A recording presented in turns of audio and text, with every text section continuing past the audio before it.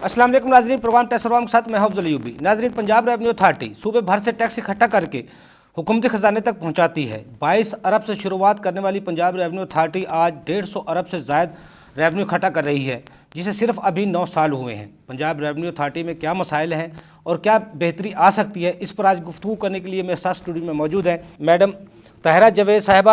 आप कमिश्नर हैं Punjab revenue authority में, रावलपिंडी इस्लामाबाद में। उनके साथ मौजूद हैं आमिर कदीर साहब, आप चेयरमैन हैं रेवेन्यू एडवाइज़र एसोसिएशन के। और लाइन पर मेरे साथ मौजूद हैं पाकिस्तान टैक्स बार एसोसिएशन के सीनियर नायब सदर फराज फजल शेख साहब। और उनके साथ मौजूद हैं जमील अख्तर बेग साहब, आप सदर हैं लाहौर टैक्स बार एसोसिएशन के। नाज़रीन, इससे पहले कि मैं अपनी गुफ्तगू का आगाज़ करूँ, माहिरीन की रिपोर्ट देखते हैं वो इसमें क्या कहते हैं। पंजाब रेवेन्यू अथॉरिटी का जो एक अदारा है, मैं समझता हूँ कि एक सर्विसेज के हवाले से बहुत एक्टिवली काम कर रहा है लाहौर के अंदर। तो अब वक्त की ज़रूरत है कि पंजाब रेवेन्यू अथॉरिटी को अपने जो अदर डिस्ट्रिक्ट्स हैं उनसे भी रेवेन्यू कलेक्शन के हवाले से वहाँ पे मुख्तलिफ यूनिट एक्टिव करने पड़ेंगे। वहाँ पे जो रेस्टोरेंट्स हैं और जो इस तरह की और सर्विस प्रोवाइडर हैं, वहाँ पे कोई टैक्स डिडक्शन एट सोर्स नहीं हो रही होती। इसी तरह वहाँ पे जहाँ भी अभी हम जाते हैं तो देखने में यही आता है कि सारा बोर्ड जो है वो सारा लाहौर पे है। तो लाहौर के जितने भी रेवेन्यू कलेक्शन के ऑफिसर्स हैं या मुख्तलिफ नोटिस आ रहे हैं या ऑडिट हो रहे हैं या पेनल्टीज़ लग रही हैं, वो सिर्फ लाहौर की हद तक हो रही है, अदर जुडिक्शन पे ऐसा नहीं हो रहा। वक्त की ज़रूरत है कि बाकी सिटीज़ पे भी बोझ डाला जाए और इसकी ब्रॉडनिंग और टैक्स बेस को बढ़ाया जाए। इन हालात के अंदर मैं समझता हूँ कि मैं सजेशन देता हूँ कि IT के हवाले से इनको चाहिए कि अपने आप को अप टू डेट करें और स्काइप के साथ और जूम के साथ लिंक हो, ताकि लोगों को जिन्होंने एज अथराइज रिप्रेजेंटेटिव केसों में पेश होना होता है वो अपने केसों में बजरिया जूम और या स्काइप के ज़रिए भी पेश हो सकें। तो वैसे पंजाब रेवेन्यू अथॉरिटी का अदारा जो है वो बहुत अच्छा काम कर रहा है। इसमें हर किस्म का स्टाफ बहुत कोऑपरेटिव है और इनके जो चेयरमैन हैं साही साहब, वो बड़े एक्टिव इंसान हैं और बड़े जो ग्रेट पर्सनैलिटी हैं और इस पूरे अदारे को वॉच कर रहे हैं। उनको मेरी सजेशन ये है कि वो अदर सिटीज़ में भी इसी तरह काम करें। मेरा इसमें यही मशवरा होगा कि इसमें पहले तो PRA वाले अपनी रिटर्न्स, जैसा कि सेल टैक्स GST रिटर्न्स हैं, उनमें 6 माह से ज़्यादा की जो पुरानी रिटर्न्स हैं उनको फाइल करने की इजाज़त नहीं होती। ऐसे ही इसमें भी ऐसा ही कानून लाया जाए कि 6 माह से पुरानी रिटर्न आप सबमिट नहीं कर सकते, उस पर पेनल्टी इम्पोज की जाए। ऐसे एक फ़्लैट रेट इंट्रोड्यूस किया जाए कि जिसके तहत सारे अदारे एक फ़्लैट रेट PRA को दें। और सेकेंडली PRA को चाहिए कि वो अपने जो लॉज हैं उनमें थोड़ी तब्दीलियाँ लाए और 6 माह से पुरानी रिटर्न को सबमिट करने की इजाज़त ना दी जाए और जो प्लंटीज हैं उनको इमीडिएट बेसिस पे रिकवर किया जाए और लोगों को इस अदारे की अहमियत को बताया जाए कि ये अदारा टैक्स जनरेट करने का अदारा है। जी मैडम, आपकी जो पंजाब रेवेन्यू अथॉरिटी की परफॉर्मेंस है उनको आप किस तरह देख रही हैं, जो 22 अरब से आज 150 अरब से ज़ायद का जो हदफ है उसको पूरा कर रही हैं? क्या आप सबसे ज़्यादा किस चीज़ को मद्देनज़र रखते हैं ताकि क्लाइंट्स और जो टैक्स पेयर है आप पर एतमाद कर सकें? जिसके पीछे मैं समझती हूँ कि हमारी कामयाबी की एक वजह वो ये है कि हम लोग बहुत ज़्यादा अपने टैक्स पेयर्स के साथ रिलेशन पे लाइजॉन और अच्छा रिलेशन बनाने पे यकीन रखते हैं। मतलब टोटली ओपन डोर पॉलिसी है हमारी, from top to bottom, chairman साहब से लेके नीचे, कमिश्नर से लेके नीचे DC लेवल और उससे नीचे एनफोर्समेंट ऑफिसर। अच्छा, दूसरा ये कि बड़ा ट्रांसपेरेंट सा हमारा इदारा है और चूँकि हमारी वर्क फोर्स जो है ना लिमिटेड नंबर, मतलब एक छोटा इदारा है एज़ कम्पेयर टू FPR, तो हमारे लिए आसान है कि हम अपनी वर्क फोर्स को अच्छे तरीके से सुपरवाइज़ कर सकें। उसके अंदर वो करप्ट प्रैक्टिसेस हम का कल्चर ही ना डेवलप होने दें जो अनफॉर्चुनेटली दूसरे इदारों में हो गई समहाउ। तो हम लोग बड़ा इसको बड़ी कीनली मॉनिटर करते हैं। ठीक है। दूसरा, हमारे जो इन्फोर्समेंट ऑफिसर्स हैं, ऑडिट ऑफिसर्स हैं, वो यंग बच्चे बच्चियाँ जो बड़े अच्छे क्वालिफ़िकेशन के साथ चार्टर्ड अकाउंटेंट्स हैं, ACCAs हैं, MBA फाइनेंस हैं, वो हमारे पास हैं और उनको फिर हमने पहले दिन से एक ख़ास कल्चर के अंदर डेवलप किया, ग्रो किया उनकी कैपेसिटीज़ को। एग्जैक्टली। तो उसका हमें फ़ायदा हुआ है कि हम लोग बिल्कुल एक जैसे एक प्राइवेट कॉर्पोरेट कल्चर होता है हमारा, मोर लेस हम उस तरीके से करते हैं। हमें ये हमारा वो रेड टेपिज़म और वो उस तरह की मसाइल से हम अच्छा मैडम, जिस तरह लाहौर में पंजाब रेवेन्यू अथॉरिटी बहुत एक्टिव है, लाहौर, इस्लामाबाद, आपके पास बड़ा एक शहर है, वहाँ पे आप कमिश्नर है, तो वहाँ पे क्या आपको टारगेट मिले हैं और कितने वो आप अचीव करती हैं, क्या सूरत हाल है वहाँ पे टैक्स की? अच्छा जी, मैं बताऊं कि ये जो रावलपिंडी कमिश्नरेट है ये 2016 में बनी। जी, ठीक जी। है, ये भी इसकी उम्र टोटल 5 साल है। इसकी जुरिस्डिक्शन जो है वो रावलपिंडी, झेलम, अटक, चकवाल और मरी, ठीक है। यहाँ पे जहाँ जितना भी इस्लामाबाद नहीं है इसमें? नहीं, इस्लामाबाद जो है वो बेसिकली पंजाब का हिस्सा नहीं है ना, तो फेडरल कैपिटल टेरिटरी है। ठीक है। तो वहाँ पे एफबीआर ही कलेक्ट करता है सर्विस पे भी और वो दूसरा। तो ये चूँकि इस्लामाबाद पे हमारी फिजिकल जुरिस्डिक्शन नहीं है। ठीक है। ये जो मैंने आपको डिस्ट्रिक्ट्स बताई ये मेरी जुरिस्डिक्शन है रावलपिंडी में। अच्छा, तो यहाँ पे जो हमारा टारगेट है मैं आपको बताऊँ कि हमने 2019-20 के अंदर हमने इकट्ठा किया था 4,000 4,000 4,000 अरब। जी 4,000 मिलियन। ठीक है। ठीक है, उसके बाद हमने उसको आगे लेकर गए। लास्ट ईयर जो हमने इकट्ठा किया वो है जो 21-20 है, उसके अंदर हमारी कलेक्शन थी 5199 मिलियन। ठीक है, और 4 से 59 तक। जी जी एग्जैक्टली हमने तकरीबन 1100 मिलियन ज़्यादा इकट्ठा किया एक साल के डिफरेंस में जी, और हमारी जो ग्रोथ थी वो 29% थी। और अब जो हमने अपने टारगेट सेट किए हैं वो 34-35% के करीब ग्रोथ, और हम अब कोशिश कर रहे हैं कि ये अच्छा ये भी मैं आपको बताऊं कि हमने रावलपिंडी कमिश्नरेट की तारीख में पहली दफ़ा हमने ये जो लास्ट फिस्कल ईयर है उसके अंदर हमने 5 बिलियन बेंचमार्क क्रॉस किया है। हमने 5,000 बिलियन से ज़्यादा कलेक्शन की जो कि 4,000 के करीब थी। इतना डिफरेंस एक साल में आया। और अब हमें उम्मीद है, अगर मैं आपको पिछले 6 महीनों का ये जो रिसेंट 6 मंथ्स हैं जुलाई टू दिसंबर, इसका अगर मैं आपको पिछले 2 सालों से कंपैरिजन दूं तो आपको ये चीज़ मतलब मैं हाईलाइट करना चाहूँगी कि ना सिर्फ हम इंक्रीज़ कर रहे हैं रेवेन्यू, बल्कि हमारी जो ग्रोथ परसेंटेज है उसके इंक्रीज़ में काफ़ी एक विजिबल डिफरेंस है, मतलब परसेंटेज में, ग्रोथ परसेंटेज में। लाइक हमने ये जो 19-20 के पहले अच्छा, कौन कौन से ऐसे सेक्टर हैं जिनको आपने खास फोकस किया हुआ है वहाँ पे? अच्छा, इसमें मैं बताऊं, एक तो हमारा विद होल्डिंग सेक्टर है जिसके अंदर हमारा रिस्क ये होता है कि जी वो अमाउंट जो है सर्विस पे वो विद होल्ड करके जमा ना कराया गया हो। With holding private and public sector both. इसके अलावा पिंडी के अंदर जो हमारा एक टारगेट है वो है प्रॉपर्टी डेवलपर्स और कंस्ट्रक्शन। ठीक है। ये क्योंकि यहाँ पे नॉन कंप्लाइंस के भी इश्यूज़ थे, लिटिगेशन के भी इश्यूज़ थे। इसके अलावा मेरा फोकस है हमारा वहाँ पे होटल एंड रेस्टोरेंट सेक्टर है, स्पेशली मरी के अंदर। ठीक है। क्योंकि वहाँ पे भी काफ़ी इश्यूज हमें रहे हैं। रीजनल ऑफिस बना, फिर वो वाइंड अप हुआ, अब हम दोबारा उसको ओपन करने जा रहे हैं।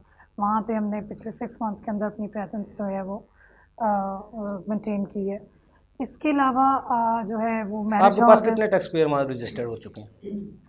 मरी में जो रजिस्ट्रेशंस हैं हमारी पूरी आप ओवरऑल आप रावलपिंडी की बात करें। अच्छा, रावलपिंडी में हमारे पास जो है वो तकरीबन जो है ना वो 4,000 और 29 यानी 4,029 टोटल हमारी जो टैक्स बेस है मुकम्मल रजिस्ट्रेशन हो चुकी है। जी, जिनकी रजिस्ट्रेशन मुकम्मल हो चुकी है, जिनमें से हमने कोई 276 जो है ना वो हमने अच्छा, टैक्स टारगेट के साथ टैक्स बेस को बढ़ाने के लिए भी आप फोकस करती है ताकि टैक्स देनदार की तादाद को बढ़ाया जा सके? जी एग्जैक्टली। असल में ये चूँकि हमारा जो पीआरए है ना, ये चूँकि एक रीसेंट यानी डेवलपमेंट और एक कल्चर नहीं था सर्विस के ऊपर भी सेल्स टैक्स देने का। गुड्स पे तो लोगों को आदत थी, तो हमने टैक्स बेस बढ़ाने के ऊपर तो खासा फोकस किया है, जिसके अंदर हमारे 3-4 चीज़ें हैं जो हम करते हैं।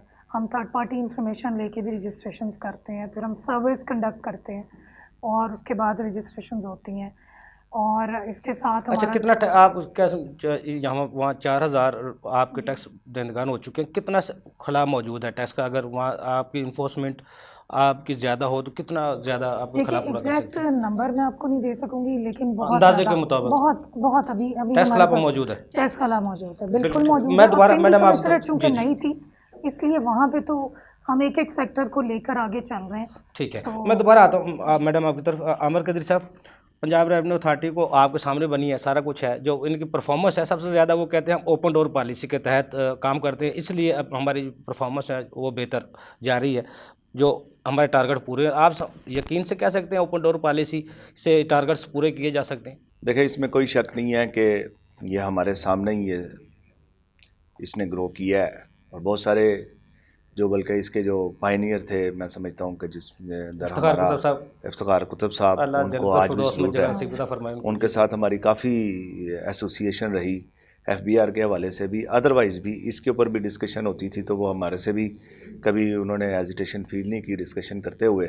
तो जो हमसे हो सकता था हम उसमें, जो भी पार्टिसिपेशन हमारी थी हम उसमें करते रहे। और हम अक्सर हमारे जो पहले भी प्रोग्राम्स हैं, हमने कभी आज तक जो है PRA को FBR की कंपैरेटिवली हमने हमेशा इसकी जो एफर्ट्स हैं इसको सराहा ही है, तारीफ़ की है कि ये मतलब उसकी बुनियादी वजह ये है कि इसमें अभी वो कल्चर जो भी मैडम ने बात की है कि वो कल्चर अभी प्रमोट नहीं हुआ, रिश्वत का या जो भी है उसके अंदर। मतलब ये लोग काम करना चाहते हैं, कोई बंदा आता है उनके पास, उसको ये प्रॉब्लम नहीं होती है कि उसकी कोई बात सुन नहीं रहा होता है या उसको मतलब यहाँ से वहाँ भेज दिया जाए, सच ऐसा नहीं है। कोई बंदा आता है तो उसकी प्रॉब्लम दूर करने की कोशिश ये लोग करते हैं अपने नहीं। लेकिन जहाँ तक बात है ना ये टारगेट्स की और ये अपना जो अचीवमेंट्स की, ये चीज़ जो है मेरे लिए तो ख़ुसूसी तौर पे मतलब इतनी कोई काबिल सताइश नहीं है। FBR में कोई टैक्स पेयर जाता है 2-2 घंटे उसको बाहर दफ्तर में खड़ा किया जाता है, अफसर मीटिंग में है, तो देखो ये ओपन डोर पॉलिसी का तो मतलब किसी देखिए वो पॉलिसीज, ओपन डोर पॉलिसीज जो भी हैं ये एक सेपरेट चीज़ें हैं।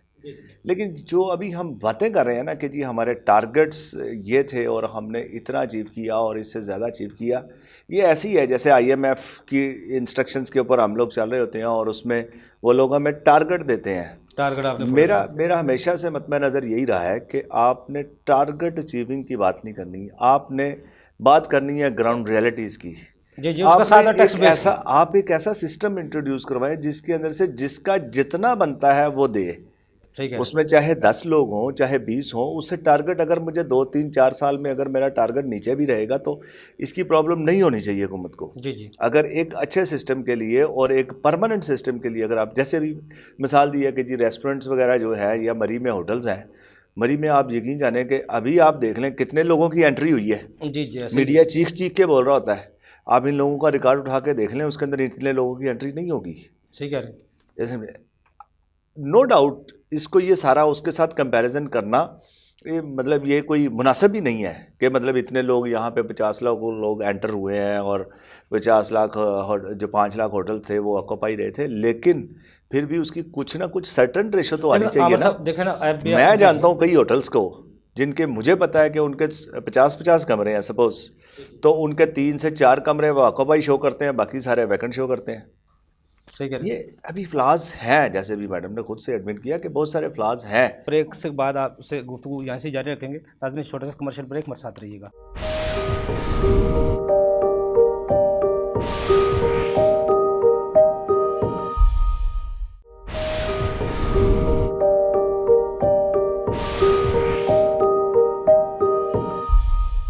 वेलकम बैक नाज़रीन इस वक्त मेरे साथ लाइन पर मौजूद हैं फराज फजल शेख साहब।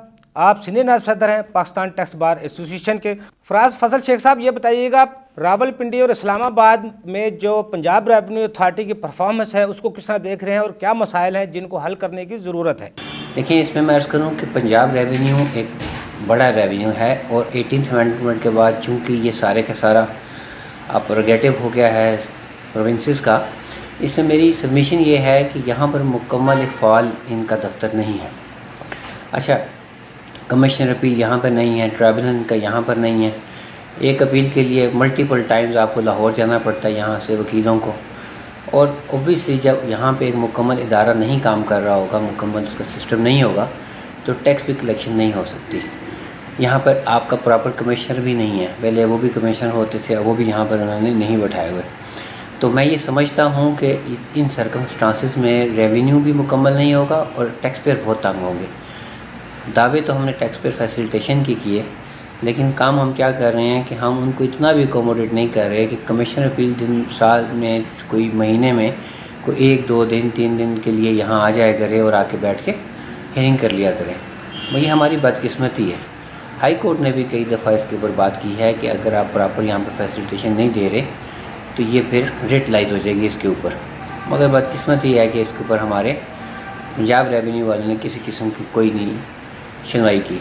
अच्छा, फिर सबसे बड़ी बात यह है कि जो स्टाफ है उसके ऊपर फिर प्रॉपर चेक एंड बैलेंसेस नहीं होते। तो सबमिशन ये होगी कि मेरी आप इसको मेरी आवाज़ को पहुंचाएं कि जनाब यहाँ पर प्रॉपर रेवेन्यू के लिए कमिश्नर अपील कोई ट्रिब्यूनल बेशक चंद दिन के लिए हो, महीने में हो, 2 महीने में हो, एक दिन बिठाएँ आप, ताकि समाओ वकला यहाँ से तो हर रोज़ वकला यहाँ से जाते हैं और सुनने के लिए। मज़ीद ये है कि पंजाब रेवेन्यू के अंदर ना अभी बहुत सी मैच्योरिटी रिक्वायर्ड है, दफ्तर में बहुत सा काम होने वाला रिक्वायर्ड है। काइंडली इसके ऊपर कुछ मेरी आवाज़ को सुनाएं और पूछें इनसे काइंडली कि अगर ये कोई जवाब देना चाहें तो। जी बहुत शुक्रिया फराज फजल शेख साहब, आपने हमें टाइम दिया। नाजरीन इस वक्त मेरे साथ लाइन पर मौजूद है जमील अख्तर बेग साहब। जिस तरह कि मैंने आपको बताया आप सदर हैं लाहौर टैक्स बार के। जमील अख्तर बेग साहब ये बताइएगा पंजाब रेवेन्यू अथॉरिटी की परफॉर्मेंस और मसाइल को आप किस तरह देख रहे हैं और बेहतरी के लिए क्या आपके पास तजवीज़ हैं? इससे पहले अगर देखा जाए साल या कुछ दिन या महीने तो परफॉर्मेंस अच्छी थी, क्रिटिकल नहीं थी। हम पीआरए को बहुत बेहतर समझ रहे थे, टैक्स रिलीफ भी मिल रहा था। हाँ आईटी के इश्यूज़ थे, कंप्लाइंस के इश्यूज़ होते थे। Despite that staff was courteous, helpful, ये सारी चीज़ें हम कहते थे पीआरए के लिए भी ठीक है। बट अब सूरत आपने बिल्कुल सही ये टाइम चुना है। अब बिल्कुल सूरत डिफरेंट हो गई हुई है। पीआरए की परफॉर्मेंस अब तो टूवर्ड्स माइनस शुरू हो गई हुई है और वो है इशू वन पोर्टल रिटर्न का। ये मेरा तो ख्याल है बड़ा, मैं साफ अल्फाज में अगर कहूँ तो मुल्क की जो इंटेग्रिटी है, मुल्क की जो डेवोल्यूशन ऑफ पावर है, या वो विजडम जो 18वीं तरमीम में अवाम ने दी थी, पब्लिक गवर्नमेंट ने दी थी, उसको डिफ्यूज़ करने की ये एक साजिश हो रही है और ब्यूरोक्रेसी और इस्टेब्लिशमेंट ये कर रही है। वन रिटर्न कर दी गई कि जी एफबीआर में तमाम पीआरए और तमाम जो प्रोविंशियल अदारे हैं उनकी रिटर्न एक जगह जमा होगी। बज़ाहिर ये एक ढोंग रचाया गया है सिंप्लीफिकेशन का, सादगी का, बड़े सादा अंदाज से। बट ये बिल्कुल चौराहे में फाड़ दिया गया भूंडा पन सारा कि आप एक रिटर्न जमा करवा रहे हैं और सारे पैसे एफबीआर इकट्ठे कर रहे हैं। आगे आप देंगे सूबों को पैसे, रेलेवेंट अथॉरिटीज़ को पैसे देंगे। क्या ऐसा कभी हुआ है?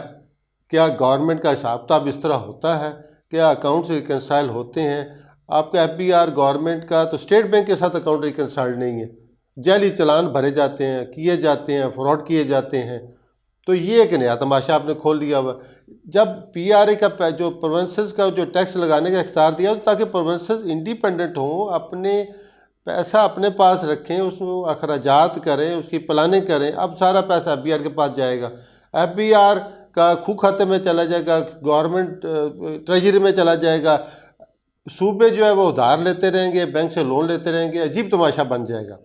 ये उन्होंने ये नहीं देखा कि ये मसाइल क्या, सिंप्लीफिकेशन क्या है। जो सूबे में रजिस्टर है वो सूबे में रिटर्न फाइल कर रहा है, जो सेंटर में रजिस्टर है सेंटर में रिटर्न फाइल करेगा, जो 2 जगह रजिस्टर है 2 रिटर्न फाइल कर लेगा। आप महीने महीने की 3-3 महीने की विदहोल्डिंग स्टेटमेंट ले रहे होते हैं, आप सैलरी पर्सन से रिटर्न फाइल करवा रहे होते हैं, वेल्थ स्टेटमेंट फाइल करवा रहे होते हैं। तो एक रिटर्न नहीं फाइल कर सकता सूबे की कोई बंदा जो बिज़नेस कर रहा है। और कितने के लोग होंगे जो सूबे में और सेंटर में इकट्ठे रजिस्टर्ड है? जो सर्विस प्रोवाइडर है वो मैन्युफैक्चरर नहीं होता, जो मैन्युफैक्चरर है वो सर्विस प्रोवाइडर में। बड़े गिने चुने हाथ हैं सारे जो दोनों काम करते हैं। उसके लिए आपने ये तमाशा बना के तो आपकी 18वीं तरमीम के ख़िलाफ़ ये काम कर रहे हैं। ये बिल्कुल गलत है। इससे पीआरए को सोचना चाहिए, पीआरए की परफॉर्मेंस से कम हो जाएगी। जी बहुत शुक्रिया जमील अख्तर बेग साहब, आपने हमें टाइम दिया। अच्छा आमर साहब, जिस तरह आप कह रहे हैं इसको परफॉर्मेंस को नहीं देखना चाहिए, लेकिन जिस तरह एफबीआर 74 साल में हम देख रहे हैं आज भी वो टैक्स टारगेट पूरा करने पे पूरे अफसरान का तगोदो उसी पे होती है मौजूदा टैक्स पेयर के ज़रिए। जैसे भी टारगेट पूरे कीजिए वो पूरे कीजिए। क्या पीआरए में भी ये ट्रेंड चल रहा है, ये भी टारगेट्स पूरा करने के लिए? नहीं देखें, उसका मैं इस चीज़ को ये नहीं समझता कि उसके अंदर, तो मैं ये समझता हूँ कि आईएमएफ की डायरेक्ट इन्वॉल्वमेंट होती है एफबीआर की, वो नेशनल, चूँकि वो फेडरल लेवल के ऊपर है। यहाँ पर ये उनके डिपेंडेंट हो जाते हैं, इनका डायरेक्ट उनके साथ उस तरह से इंटरेक्शन नहीं होता, या डायरेक्ट वहाँ से जो है ना टारगेट अचीविंग की बात नहीं होती। लेकिन अल्टीमेटली फिर भी सर्टन प्रेशर तो होता है कि हमें ये इस सूबे से हमें इतनी रिकवरी चाहिए या इतना रेवेन्यू इस हेड से हमें चाहिए, उसके लिए नो डाउट ये लोग भी कर रहे होते हैं। अल्टीमेटली इनके ज़िम्मे क्या होता है, मतलब ये इसमें भी मैं इनको कसूरवार नहीं ठहराता इस हवाले से कि इन्होंने अपनी जॉब, नेचर ऑफ जॉब जो सी है वो यही होती है कि जो इंस्ट्रक्शंस होती हैं उसको फॉलो करना होता है। लेकिन जो पॉलिसी मेकर्स होते हैं, मेरा सवाल जो है, मेरी जो बात है वो पॉलिसी मेकर्स की तरफ है कि जो पॉलिसी मेकर्स हैं उनको ये चाहिए कि वो ऐसा सेटअप, ऐसा सिस्टम बनाएं कि जिसके अंदर से कोई भी बंदा, अल्टीमेटली वो बना रहे होते हैं। लास्ट टाइम जब हमारी डिस्कशन हुई थी तो उन्होंने कहा था कि हमने फॉरेन से लोग बुलाए हैं और वो सारा कुछ वो बुलाया, टैक्स एक्सपर्ट बुलाए हैं, उनसे डिस्कशन करेंगे, उनसे व्यूज़ लेंगे, इसमें कहाँ पर हम कैसे कैसे बेहतरी कर सकते हैं। नो डाउट वो अली मंसूर साहब ने बड़ी अच्छी चीज़ें उस दिन जो थी प्रोग्राम में डिस्कस की थी कि हम ये सारी चीज़ें लेना चाह रहे हैं। लेकिन एक बात मैंने उस दिन भी यही कही थी कि बाहर के लोगों से ओपिनियन लेने से बेहतर है कि आप हमारे अपने लोगों से जो यहाँ पर बसते हैं, जो यहाँ पर बसते हैं, जैसे कि आप लोग, मतलब इसमें थोड़ा सा ट्रेंड अभी कम है, इस ट्रेंड को थोड़ा सा मैं ये समझता हूँ कि प्रमोट करना चाहिए कि इनके अपने इंस्पेक्टर्स को भी विज़िट करना चाहिए, खुद इनके ऑफिसर्स को भी विज़िट करना चाहिए, कहाँ पर किस किस होटल्स में, किस किस रेस्टोरेंट में, या वटेवर जो भी ब्यूटी पार्लर्स हैं या जो इनके स्कोप में जो लोग आते हैं, या सर्कल में जो लोग हैं, उसकी समरी, उसकी जो डाटा है वो इनको कलेक्ट करना चाहिए।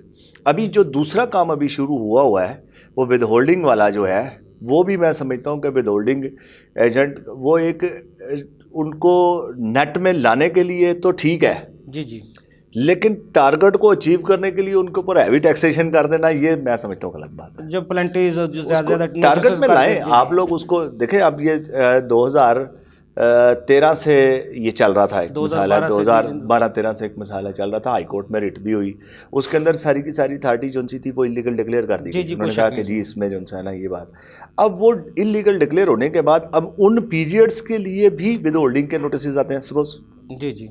अब विद होल्डिंग एजेंट, अब मकसद सिर्फ मेरी जो टारगेट के ऊपर जो बात करना था वो यही था कि टारगेट इस तरह से अचीव नहीं करने चाहिए। जी मैडम, आप क्या कह रही थी, आप बताएं। अच्छा, इसमें ना 2-3 चीज़ें हैं जो मैं यहाँ पे जिक्र करना चाहूँगी। एक तो ये कि मैं इस हद तक बात से एग्री करती हूँ अपने कुलीग की कि कुछ मसाइल हैं, ठीक है, लेकिन उसमें ये कि देखना ये चाहिए कि हमारी क्या डायरेक्शन सही है या नहीं। अच्छा, अब ये है कि ये जो है ना कि टारगेट की बजाय सिस्टम ऐसा हो कि जिसके अंदर सब के सब अपना जो ड्यू टैक्स है वो पे कर रहे हो। ये हो सकता है जब डॉक्यूमेंटेशन के ज़रिए, ठीक है। इसमें पीआरए ने 2-3 जो है ना वो इक़दामात ऐसे किए हैं काबिल ज़िक्र, जिनकी वजह से ये चीज़ जो है वो फ़रोग पाएगी। नंबर 1 कि हमारी जो टैक्सेशन है ना वो इनकरेज करती है। हमारा टैक्स रेट कम हो जाता है अगर कोई जो अल्टीमेट जो कस्टमर है ना जो रिसीव कर रहा है, अगर वो कार्ड से थ्रू कार्ड्स पे करता है ना कैश की बजाय, तो हमारा टैक्स रेट 16 से 5% पे आ जाता है। एक बहुत बड़ा कदम है जिससे हम उस तरह का सिस्टम डेवलप कर सकते हैं कि जो ऐसा जिसमें जिसके ऊपर ड्यू टैक्स है वो उसको पे। लेकिन वो जो दूसरे हैं, जो उनके पास एटीएम नहीं है, दूसरे नहीं है, उनके साथ भी तो ज्यादती है ना। अगर वो नहीं कर सकते बैंकिंग का कार्ड के जरिए। नहीं, ज्यादती मैं नहीं कहूँगी, बस ये चूँकि गवर्नमेंट ने तो कुछ इंसेंटिव अच्छा मैडम, जितना आप बता रही थी आपने टैक्स पेयर्स को बढ़ाने के लिए जितनी आपने टारगेट पूरे किए, आपने जो टैक्स पेयर को वहाँ सहूलत क्या दे रही हैं, क्या मामला है वहाँ टैक्स पेयर के लिए, क्या सहूलत? मैं आपको बताती हूँ। देखें, पहली बात तो ये कि हम उनको सुनते हैं, ठीक है ना। ऐसा नहीं होता कि जी किसी को कोई मसला दरपेश हो और वो हमारे से रब्ता करे आके, या टेलीफोनिकली हम उसको रिस्पॉन्ड ना करें। इसके ऊपर बहुत सख्ती से। अच्छा, इतना बड़ा सेक्टर है मैडम आपका, वहाँ पे कोई अपील सुनने का कोई अभी तक ऐसा कोई काम नहीं है? क्योंकि सबसे ज़्यादा मसाइल वहाँ के ये हैं, कोई अपील कमिश्नर नहीं है, अपील के लिए उनको लाहौर आना पड़ता है। तो देखो 4000 अगर टैक्स पेयर है, उनमें से कोई 10 की या 20 की 50 की अपील तो निकलती है ना। लिटिगेशन में कोई चीज़ें आती हैं ना, तो वो अपील के लिए उनको लाहौर आना पड़ता है। उनके लिए कोई ऐसा नहीं है आपने कोई ऐसी प्रपोजल दी हो, एक कमिश्नर अपील कमिश्नर एक दिन के लिए या 2 दिन के लिए पिंडी में जाए? देखिए, असल में कमिश्नर अपील जो है वो पूरे पंजाब का कमिश्नर अपील्स है, ठीक है ना। तो उसके लिए मेरा ख्याल है शायद ये मुमकिन ना हो कि मुल्तान भी जाए, वो बाकी सरगोदा भी जाए, गुजरांवाला भी जाए और लाहौर में भी बैठे। मेरा ख्याल है कि हमें यहाँ पे टेक्नोलॉजी से मदद लेनी चाहिए, जो कि पहले हमने इसको किया 2 भी। साल पहले 2.5 साल पहले ऑनलाइन हुई थी, लेकिन वो तो बंद है 2-2.5 साल से, फिर बंद है, वो चल नहीं उसको सका रिवाइव सिस्टम। हमने करने के लिए हमने लिखा है हेडक्वार्टर्स को। इसमें हेडक्वार्टर ने कोई कॉन्ट्रैक्ट वगैरह करने थे, फिर मुझे लगता है कि उसको फाइनल स्टेज पे है कि जो इसको ऑनलाइन पार्टिसिपेशन है ना टैक्स पेयर की, यानी वो उस हेयरिंग में पिंडी में बैठ के ही लाहौर में कमिश्नर अपील्स के सामने अपनी बात लीड कर सके। मतलब हो नहीं इस सका ना, सिस्टम को इस सिस्टम को अब हमने रिवाइव करना। ट्रिब्यूनल भी क्योंकि हमने लाहौर यहाँ में पे है, लिखा ट्रिब्यूनल की भी सहूलत नहीं है उनके लिए किसी के लिए। हमने ये चीज़ हमने लिखी है। ये एक्चुअली चूंकि मेरा ऑफिस मेरा डोमेन नहीं है ना, commissioner appeal is a separate office, ठीक तो है। हमने प्रपोज हेडक्वार्टर को भी किया है, ये कमिश्नर अपील्स को भी किया है कि आप काइंडली ये फैसिलिटी दोबारा से बहाल करें। ठीक है। और टैक्स पेयर के लिए मैडम सबसे ज़्यादा जो शऊर आगाही है उनको समझाने के लिए वर्कशॉप, सेमिनार्स, उनका क्या आप पिंडी में क्या करती हैं? लेकिन ब्रेक से बाद आपसे जवाब लूँगा। नाज़रीन, छोटा सा कमर्शियल ब्रेक, हमारे साथ रहिएगा।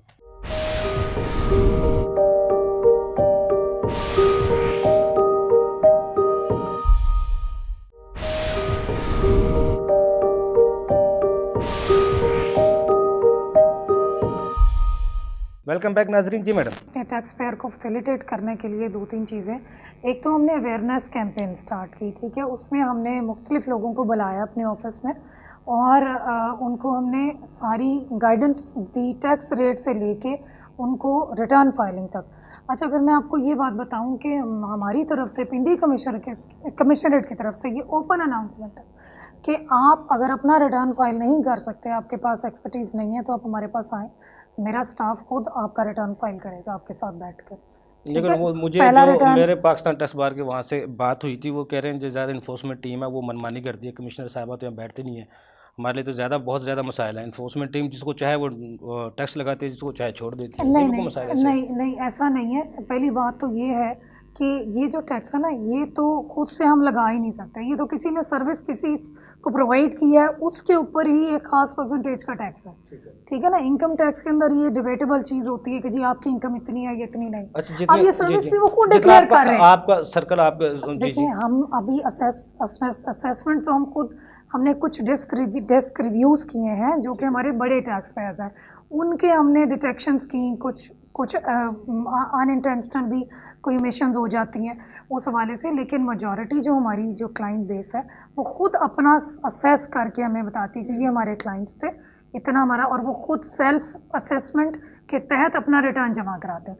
इसलिए ये वाली बात तो अक्सर मैं इसको जो है ना। अच्छा, दूसरे जो आपके साथ इलाहा इदारे हैं जो आप के साथ ताउन करते हैं, वो ऐसा है वहाँ पे कुछ ताउन करते हैं जिस दूसरे इदारे टैक्स कैलकुलेशन के लिए आपके लिए? जी बिल्कुल। हमने FBR से भी 153 जो है सेक्शन 153 इनकम टैक्स ऑर्डिनेंस के अंदर हमने उसकी स्टेटमेंट्स ली, उसकी बेसिस पे हमने लोगों को नोटिस भी किया और हमारी उसमें डिटेक्शंस भी हैं, रिकवरीज भी हैं।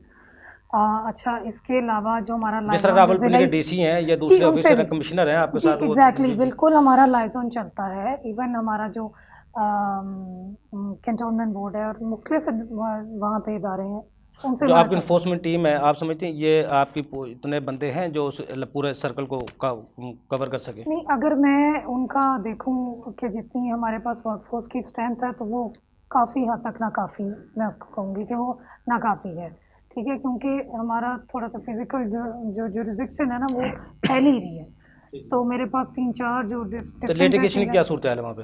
लिटिगेशन में हमारा जो है वो ज़्यादा तो प्रॉपर्टी सेक्टर के अंदर ही है, तो वो तकरीबन 1000 मिलियन की वो पेंडिंग है। लेकिन उसमें वो उसने FBR ने एमनेस्टी भी तो दी हुई है डेवलपर को और प्रॉपर्टी सेक्टर को, उनमें भी कोई मसाइल आते हैं आपको?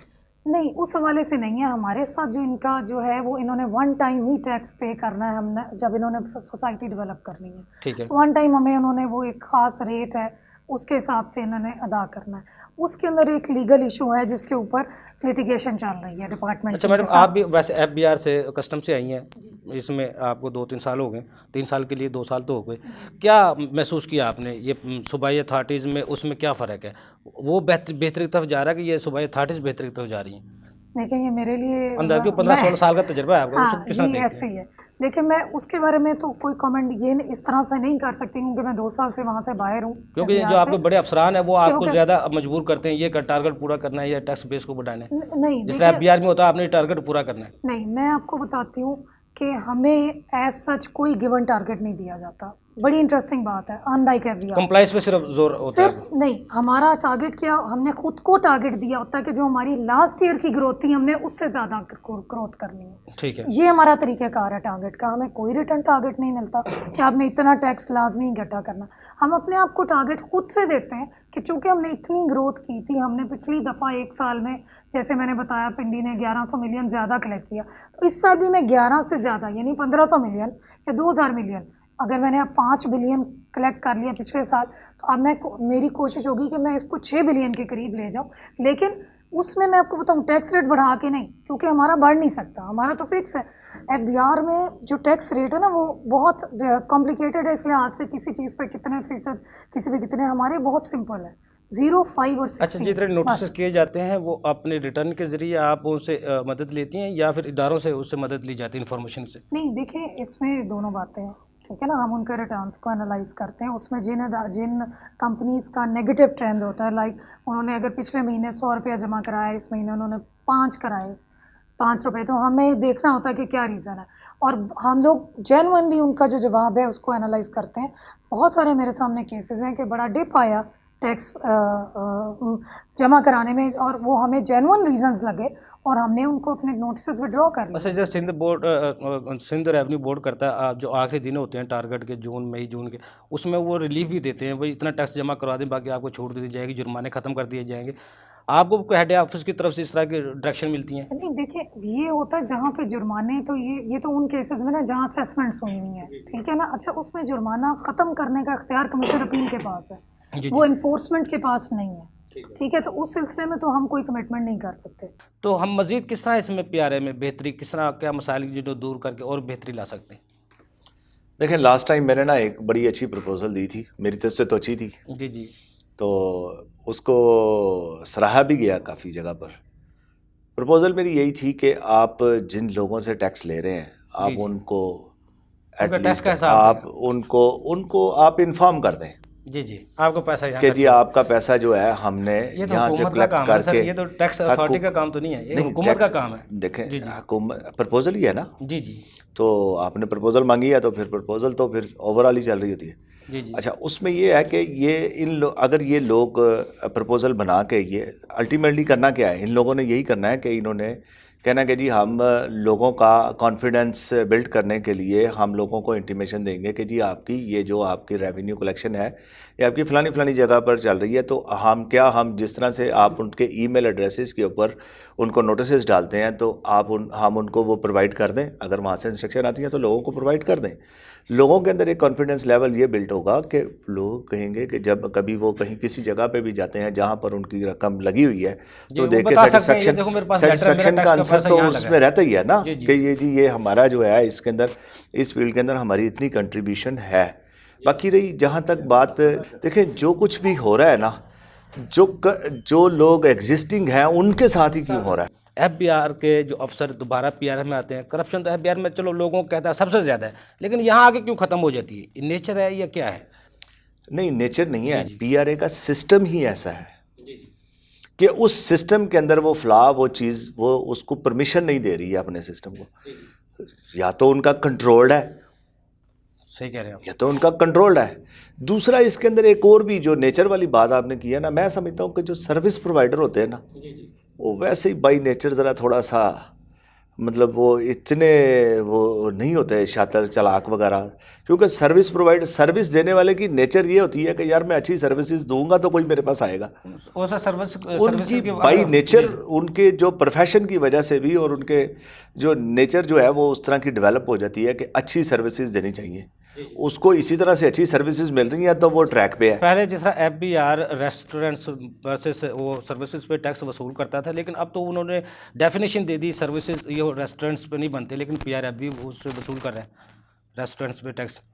इसमें तो ये फ़र्क तो है ना थोड़ा सा? नहीं, देखें, ये एक चूँकि अभी ये मैटर उसमें हाई कोर्ट में भी चल रहा है इसका, तो इसके ऊपर ज़्यादा नहीं। मैडम सर क्या पूछ असर लेते हैं। है? मैडम क्या क्या ये जो आप रेस्टोरेंट्स पे टैक्स लेती हैं, आपको FBI ने तो इस पर कह दिया है ये इस पर टैक्स नहीं अच्छा, लेकिन जो इसके अंदर लेटेस्ट डेवलपमेंट, क्योंकि अथॉरिटीज़ ने आपस में बैठ के डिसाइड करना होता है, जो लेटेस्ट है ना वो, चूँकि एडवाइज़र जो हमारे फाइनेंशियल एडवाइज़र हैं उनकी तरफ से जो उनके साथ जो लास्ट मीटिंग थी जिसमें PRA की और BR दोनों के चेयरमैन मौजूद थे, उसके अंदर ये till the resolution of the dispute PRA को इजाज़त दी गई है कि वो रेस्टोरेंट से टैक्स इकट्ठा करें। अच्छा, अब जो सिंगल सेल टैक्स से सिंगल रिटर्न आ गई है तो आगे वो एक ही रिटर्न मानी जाएगी, वो PRA के अलग होगी, फिर वो फिर किस तरह असल में इसमें सॉरी असल में इसमें ना डेफिनेशन का इशू था। जी जी जो लॉ के अंदर जो डिफाइन की जाती है ना डेफिनेशन के सर्विसेज हैं क्या, जी जी रेस्टोरेंट के अंदर जो था वो उसमें सर्विसेज की कैटेगरी से इसलिए लोग निकालते थे, या हम लोगों ने डेफिनेशन, जाहिर है हमने तो अपने क्लाइंट की सेफ्टी के लिए वो सारा कुछ करना। हम ये कहते थे कि जब कुछ चीज़ें, मैन्युफैक्चरिंग की डेफिनेशन क्या होती है कि कुछ चीज़ों को मिला के अगर कोई नई चीज़ बन जाती है तो वो मैन्युफैक्चरिंग है। जी जी ठीक है जी, या उसकी शक्ल चेंज हो जाती है या हाइयर चेंज हो जाती है या कुछ भी होता है तो वो मैन्युफैक्चरिंग की कैटेगरी में। हम लोग रेस्टोरेंट्स के अंदर हम कहते हैं हम जब जाते हैं तो हम वहाँ पर खाना खाते हैं। जी जी खाना क्या है, उसके अंदर बहुत सारी चीज़ें मिला के उसका कोई जो भी सालन बनाया गया वो that is called manufacturing, not services. Services क्या है, जो उनके वेटर्स दे रहे हैं या वो एटमॉस्फेयर पे दे रहे हैं, हम कहते हैं इसको सेपरेट किया जाए। ये सिर्फ डेफिनेशन का इशू था, जी जी, definition का issue बाकी कोई नहीं था कि जी ये इसके अंदर ये है। वो अब देखें कोर्ट क्या डिसाइड करती है, ये जो भी जैसे भी। अच्छा, जिस तरह सेल टैक्स मिनी बजट आया है, आमिर साहब उसको किस तरह देख रहे हैं आप? FBI ने जो भेजा है, चौथा सदारती ऑर्डिनेंस आ गया ये। बात ये है कि देखें यही अलमिया रहा है हमारा कि हम ना ट्रू पिक्चर नहीं दिखाते कौम को। अगर हम ट्रू पिक्चर पहले ही दिखा देते, अगर बजट पहले ही इस तरह से ले आते तो क्या इसमें कोई फ़र्क पड़ता था? हुकूमत ने, मतलब मैं अब हुकूमत को क्या कहें, अब हम उनकी पॉलिसीज़ हमारी तो समझ से बालातर है। IMF की अब अल्टीमेटली देखें अभी जो बात इसके ज़िमन में जो बात चल रही है, उसके ज़िमन में बात ये चल रही है कि ये हमने अनाउंस कर दिया है, अब हमारी जो इमदाद है वो रिलीज़ हो जाएगी। What is this? वो कह रहे हैं रिफंड भी वापस मिल जाएंगे, जो 5% 17% मिल जाएंगे। रिफंड वापस, रिफंड वापसी ना वापसी का कोई इशू, वो बात नहीं है। मैं कहता हूँ कि हमारी हुकूमती पॉलिसीज़ क्या हैं, सिर्फ और सिर्फ यही हैं कि हमने इमदाद कैसे लेनी है। ये तो गलत बात है ना। आप देखें, आप ये खोदा पहाड़ निकला चूहा, नहीं वो 750 अरब की कह रहे थे, वो कह रहे थे आप छोड़ दें। देखें दुख वाली बात, तो दुख वाली बात जो है हमारे, हम देखें हम इस मुल्क में रहते हैं, हमें इसकी बेहतरी के लिए ही सोचना है ना। सही बात। हम चाहते हैं कि इसके अंदर ये मतलब ये ग्रो करे, इसके जो जितने भी ये इकोनॉमिक प्रॉब्लम्स हैं ये सारी की सारी ख़त्म होनी चाहिए। लेकिन उसके लिए आप लोग सही डायरेक्शन पे जाएं तो सही, खुदा के लिए डायरेक्शन ही तो नहीं बन रही हमारी। हम लोग सिर्फ और सिर्फ, जो मैंने पहले बात की है वो भी बड़े दुख के साथ की है, कि ये हम लोग सिर्फ टारगेट ही क्यों अचीव कर रहे हैं। जी जी, असल हमें सिस्टम को बनाना है। सिस्टम को बनाने के लिए प्रॉब्लम्स आती हैं, इसमें कोई शक नहीं है। कोई भी हुकूमत हो, हम उसका साथ देने के लिए तैयार हैं, सारे कौम साथ देने के लिए तैयार है, लेकिन उसको समझाए, उसको बताएं, उसको दिखाएं, ताकि वो स्टेक होल्डर की मुशावरत से बने। अब हमें एक तरफ तो हमें मुल्क चलाने के लिए, हमें अपने सिस्टम को चलाने के लिए, सैलरीज देने के लिए हमें इमदाद लेनी पड़ती है। ये कोई सिस्टम तो नहीं है। सही कह रहे हैं, मजबूरी हुकूमत की भी यही है इमदाद लेने की। हुकूमत की देखें, हुकूमत हर दफ़ा जो भी हुकूमत आती है वो यही मजबूरी शो करती है कि हमें तनख्वाहें देने के लिए हमारे पास पैसे नहीं होती है, उसके लिए हमें इमदाद लेनी पड़ती है। जो मुल्क 74 साल में अपनी तनख्वाहें तो भाई ये जो रेवेन्यू जनरेशन हो रही, यही बात जो मैंने पहले की है वो इसी की इसमें आती है कि जो ये पैसे हमसे इकट्ठे होते हैं वो कहाँ जाते हैं। अगर लोगों को ये थोड़ा सा अगर बता दिया जाए अगर तो लोगों को तसल्ली तो होगी ना कुछ ना कुछ। अगर ये पैसा अगर 5000 अरब इकट्ठा भी होता है, अगर उसका 10% भी आवाम पे खर्च कर दिया जाए तो शायद वो ऐसे भी नहीं, ये बात नहीं है। खर्च हुकूमत कोई ऐसी कोई उनका कोई समंदर नहीं है कि वो सारा ही हड़प कर जाते हैं, यहीं पर लगा रहे होते हैं। सारा कुछ अवाम में ही जा रहा होता है। सैलरीज नहीं बताने से कासिर भी नहीं होते हैं। ये साहब आप इसको समझने की कोशिश करें, प्रायोरिटीज़ नहीं है, कोई पॉलिसी नहीं है। मसलन आपके पास पैसे हैं, बहुत सारे हैं, लेकिन आपके पास लोग भी हैं जिनको आपने तनख्वाहें देनी है, जी जी, आपके अखराजात हैं, आपकी इंस्टॉलमेंट्स हैं, बहुत सारा सिस्टम है। कोई एक छोटा घर का निज़ाम तो नहीं है ना, इतना सा पूरा सिस्टम को इन्होंने चलाना है। वो सारे के सारे पैसे उसमें भी जा रहा है। आपका डिफेंस भी है, सही कह रहे हैं आप। कितना बड़ा पोर्शन हमारा डिफेंस में चला जाता है। 12 अरब जाके वो दिफा पे जो हम देखे ना, अब ये सारे के सारे पैसे वहाँ पर जा रहे हैं, लोगों की ज़रूरियात हो रही हैं, लोगों की तनख्वाहें मिल रही हैं।